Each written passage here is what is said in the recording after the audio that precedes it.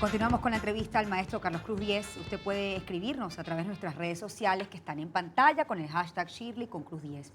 Maestro, si el arte era contemplación pasiva e interpretación del discurso y usted y otros artistas del cinetismo lo transformaron en un acontecimiento, ¿hacia dónde puede evolucionar? ¿Qué otra forma nueva de expresión puede intuir para el futuro? Jesús Soto decía, si yo lo supiera, yo lo estuviera haciendo. No sé, pues que cada movimiento a través de la historia deja secuelas. Es decir, el discurso, por ejemplo, de los surrealistas, cuántas cosas no surgieron después del surrealismo, del cubismo, del expresionismo. Es decir, los movimientos surgen, se desarrollan y luego generan otras ideas. Y hoy en día hay muchos que tienen como punto de partida los postulados que uno hizo. Por ejemplo, fíjese, nosotros hacíamos environnement, es decir, ambientaciones, es decir, ambientar, llevar el arte al espacio, abandonar el muro e ir al espacio. Y hoy en día, ¿cuántos artistas hacen instalaciones? Ya no están en el muro, están en el espacio. Eso es una consecuencia de nuestros postulados. Y muchas cosas más, muchas expresiones y movimientos actuales que están basados en lo como nosotros. Y nosotros nos basamos, yo estoy basado en el cubismo, el impresionismo. Si eso no hubiera existido, yo no hubiera tenido pie para estructurar otro discurso. Es decir, esto ha generado y seguirá generando nuevos discursos, porque es un movimiento que se llama la última vanguardia, porque es donde hubo una idea colectiva de modificar la noción arte y dio nuevos fundamentos para hacer arte, nuevos instrumentos para hacer el arte y nuevos discursos.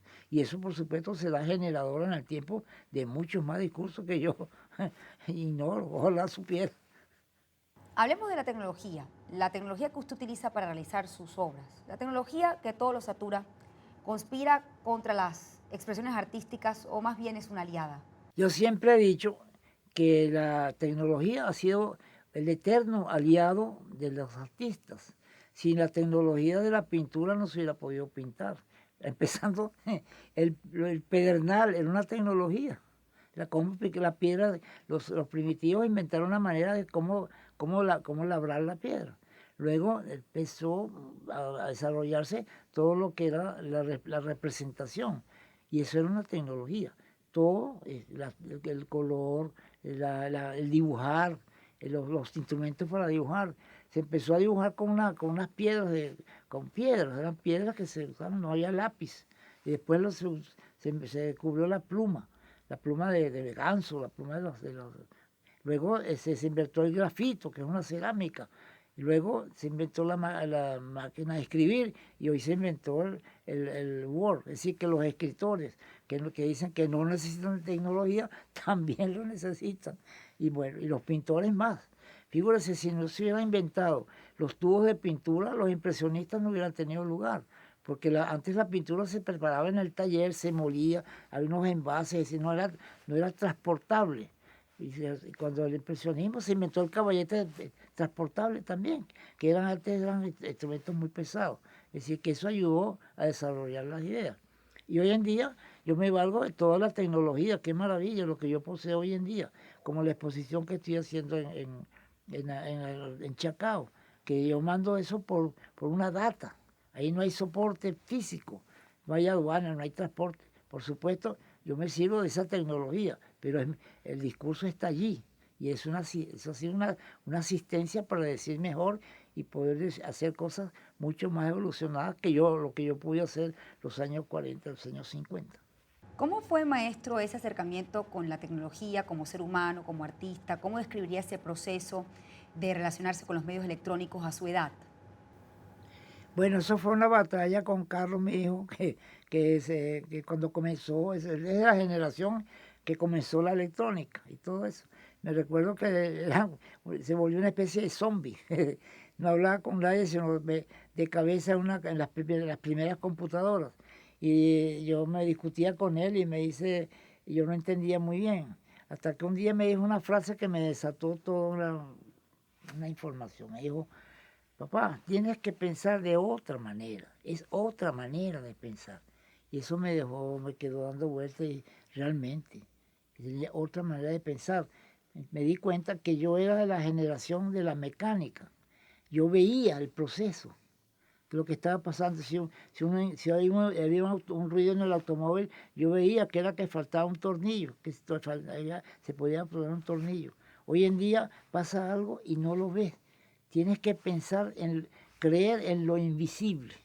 Nada, yo no veo nada de lo que sucede. ¿Por qué eso sucede? No lo sé, no lo veo. Es como un aviador que tiene que creer en el instrumento. Si no cree en el instrumento, se cae.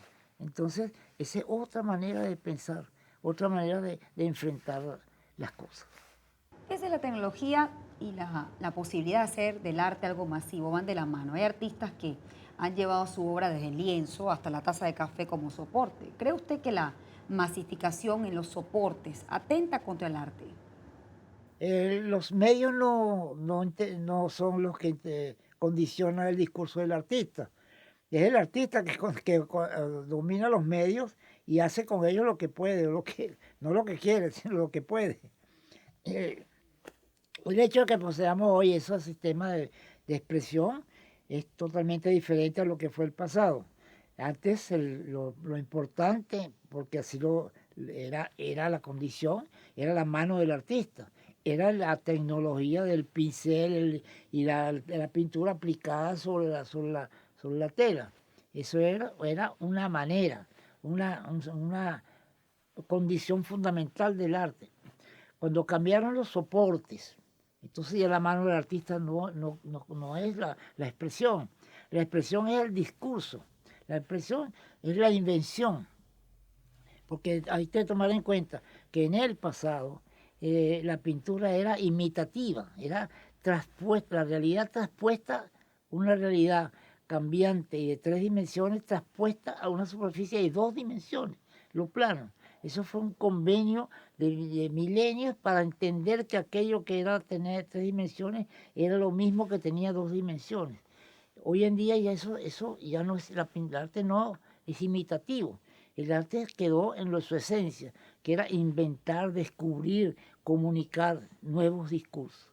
Y eso hoy en día los medios que poseemos hoy en día nos dan las posibilidades de decir otras cosas con otras cosas.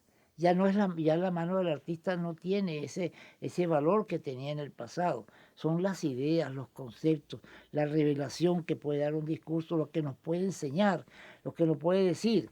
Porque el arte es comunicación, es revelación, el arte es conocimiento, nos da un conocimiento otro sobre las cosas. Y eso puede ser con cualquier soporte. No necesariamente un pincel poniendo color sobre una tela. No, es otra cosa. Ahorita que hablamos de los soportes, usted ha llevado sus obras a grandes formatos al espacio público. Cuando no hay referencias históricas ni autoridades cultas que sepan darle su verdadero valor al espacio público intervenido, siempre corre el riesgo de que una remodelación acabe con una obra de arte. Le ocurrió al muro de inducción cromática de su autoría que circundaba el puerto de La Guaira, que fue derribado a mandarriazos en 2006. ¿Por qué algunos tienen poca conciencia de su patrimonio artístico? Eso es un problema de información. Yo creo que la dificultad está en que una obra de arte para la calle es fundamental, pero el Estado no informa de que se ha dado una obra a la gente. Porque cuando la gente se recibe algo que es inédito, algo que le releva el espíritu, lo agradece y la gente se apropia de ellos. Y el caso del muro de La Guaira, la gente se apropió de ese muro. Cuando se lo destruyeron, la gente protestó, porque eso era parte de su vida cotidiana, como la esfera de Soto, como la obra de Alejandro en la Plaza Venezuela, como las obras de Mateo Manaure, como todas las obras de Valera que están en el espacio público, la gente las hace de su propiedad. Y cuando se las destruyen, la gente se molesta, porque eso es parte de su cotidiano. Ahora lo que tiene que haber es una información mayor. El Estado cuando hace una obra, anuncia, dice, hice un acueducto, hice una acera, lo anuncia. En cambio se pone una obra de arte y no la anuncian. Y la gente no sabe de qué se trata. Entonces es un problema de comunicación. Pero hay algo muy importante que para el venezolano.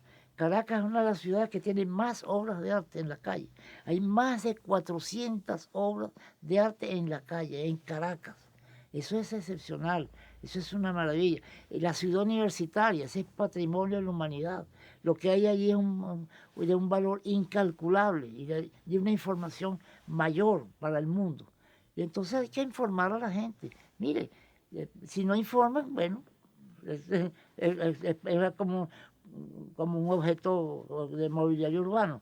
Entonces es un problema de informar, hay que transmitir información. Ya que habló de la ciudad universitaria, cuando Carlos Raúl Villanueva encabezó su construcción, ya usted era artista, ¿no fue convocado? No, porque yo hacía muñequitos, yo hacía realismo socialista. Pues eso fue en donde fracasé, que yo creía que con un cuadrito podía acabar con la miseria, y resulta que los cuadros los vendían muy bien y la miseria continuaba. Es decir, por eso no fui llamado. Casualmente en su libro relata una anécdota sobre la inseguridad de los líderes autoritarios. Usted trabajaba como diagramador y diseñador del Nacional y Pedro Estrada, el jefe de la temida Seguridad Nacional, envió al diario 2 sensores. Uno de ellos iba a su mesa de dibujo con las fotografías de Marcos Pérez Jiménez que iban a ser publicadas para que usted le pintara los cabellos en la cabeza y disimulara su calvicie. ¿Cómo era trabajar, maestro, en ese clima de censura? Bueno, era sumamente ingrato. Era un clima, bueno, por eso la época en que me voy era denigrante, porque todo el mundo estaba muy entusiasmado con la dictadura. Todos los días, los 2 de diciembre, todo el mundo desfilaba con su banderita y cantando el himno de Pérez Jiménez. Sin embargo, pasaban cosas terribles, mis amigos presos, perseguidos. Y bueno, y era un clima irrespirable, pero todo el mundo, mucha gente felices y otros, por supuesto, sufriendo. Un poco lo que está sucediendo hoy en día. ¿Cómo afectan las dictaduras a un artista en su capacidad creadora? Para mí es la democracia, la libertad es la única solución. Lo demás, eso no lo rechazo totalmente. Y yo he vivido, bueno, viví la dictadura de Pérez Jiménez y también vi el fin de Gómez. Y mi padre y mi madre eran, bueno, yo me acuerdo que era el terror, no se podía hablar. La gente decía, te voy a decir algo, y hablaban en secreto porque tenían miedo de ser denunciados. Es decir, para mí desde muy niño lo que fue la dictadura era el terror. Cuando ha regresado a Caracas, ¿cómo ha sido ese reencuentro con sus obras? ¿Cómo las ha encontrado usted? Bueno, ya la han conservado muy bien. El caso del aeropuerto se ha conservado muy bien. Bueno, se ha conservado muy bien porque es un material antiecológico, como yo lo necesito, que es indestructible. Hay que ver el maltrato que le han dado a ese aeropuerto y sin embargo, fíjese, parece hecho de ayer, los colores están intactos. De tiempo en tiempo hay unas lositas que se han despegado porque el maltrato ha sido terrible, porque ahora es cuando hay conciencia de que eso es una obra importante. Pero vuelvo a repetir, es 5 problemas de informar. Y eso sucedió cuando el metro de Caracas, cuando inauguraron el metro de Caracas. La gente decía, al fin se acordaron de mí, al fin me dieron algo digno para mí. Y fíjese que podía acostarse uno en el piso del andén, de lo limpio que estaba, porque la gente estaba agradecida de que por primera vez le habían dado algo digno de él. Y eso es la obra de arte, es para la dignidad de la gente. Pero hay que darle la información y hacerle ver, mira, eso es para ti, eso es tuyo. Tengo que hacer una pausa, maestro. Hoy son sus hijos los que dirigen los talleres en París y más recientemente en Panamá. ¿Por qué escogió ese país para abrir una sucursal de su taller? Me lo va a responder al regreso. Hacemos una pausa y al regreso seguimos conversando con Carlos Cruz Díaz. Ya volvemos.